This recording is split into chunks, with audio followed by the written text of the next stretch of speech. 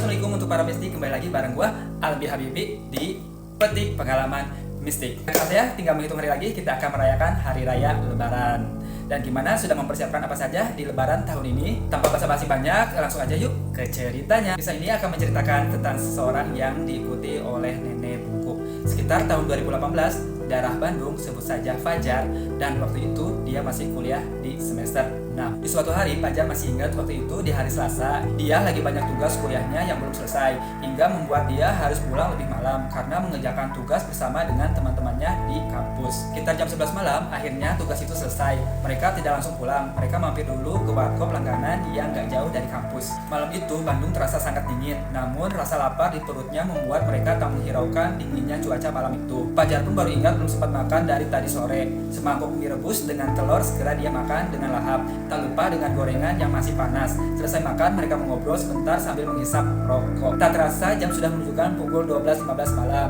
Ayo balik, kata Fajar mengakhiri obrolan mereka. Jar, nginep di kosan gua aja, yuk. Udah malam banget, bahaya loh, kata Yogi, temannya Fajar yang menawarkan nginep di kosannya.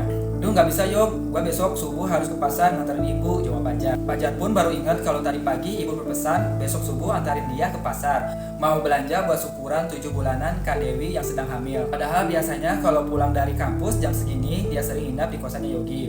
Karena jarak dari kampus ke rumahnya Fajar lumayan jauh, sekitar 40 menitan. Mereka pun bubar dan pulang. Ada yang ke kosan, ada juga yang ke rumah masing-masing. Di situ Fajar langsung menyalakan motornya dan mulai pergi. Di perjalanan masih agak ramai, masih ada beberapa kendaraan melaju di jalan raya itu. Sekitar 1 kilo lagi sampai ke rumah, tepat di pertigaan jalan dekat kuburan umum yang terkenal di daerah Bandung. Dia melihat di pinggir jalan itu ada seorang nenek-nenek sedang berdiri melihat ke arah jalan. Bajunya putih seperti kebaya, memakai kain batik di kakinya agak bungkuk dan memakai tongkat. Rambutnya putih panjang tak diikat. Fajar pun tak begitu memperhatikannya. Dia beranggapan itu orang biasa saja yang sedang di jalan. Dia terus melanjutkan motornya. Sampai di belokan, sekilas dia melihat sesosok nenek itu lagi. Fajar gas terus melanjutkan perjalanannya. Lalu tiba-tiba dia baru ingat, kok kayak nenek tadi yang dilihat sebelumnya. Sambil terus jalan melanjutkan perjalanan menuju rumah, sampailah dia di depan gang rumahnya. Gang yang masih agak besar, masih cukup dilalui satu mobil. Kondisi jalanannya sudah agak rusak. Kemudian situ Fajar jalan dengan pelan-pelan melewati rumah-rumah yang sepi karena pasti sudah pada tidur. Lampu penerangan jalan tidak begitu banyak, jadi jalanan agak sedikit gelap. Dia melewati pos jaga atau pos kamling yang biasanya di situ suka ada bapak-bapak atau para pemuda yang bergadang. Tapi malam itu sepi, tidak ada siapa-siapa. Tak jauh dari pos itu, terlihat dari kejauhan, dia seperti melihat ada bayangan orang di kegelapan. Semakin dekat, lampu sorot motornya bisa menerangi orang itu. Semakin dekat, semakin jelas, dan seperti tak asing melihatnya. Benar saja itu sosok nenek yang tadi. Nenek dengan baju kebaya putih dan samping batik, agak bungkuk dan memegang tongkat yang sama. Kali ini nenek itu tak melihat ke jalan saja, tapi dia melihat ke arah Fajar. Dan tepat Fajar melewatinya, semakin jelas Fajar lihat mukanya.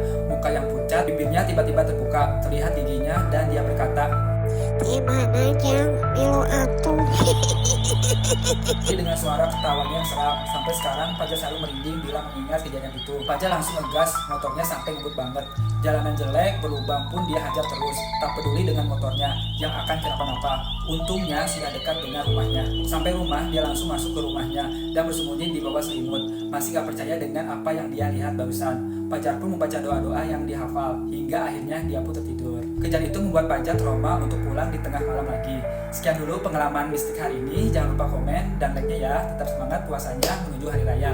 Albi Habibi pamit. Assalamualaikum.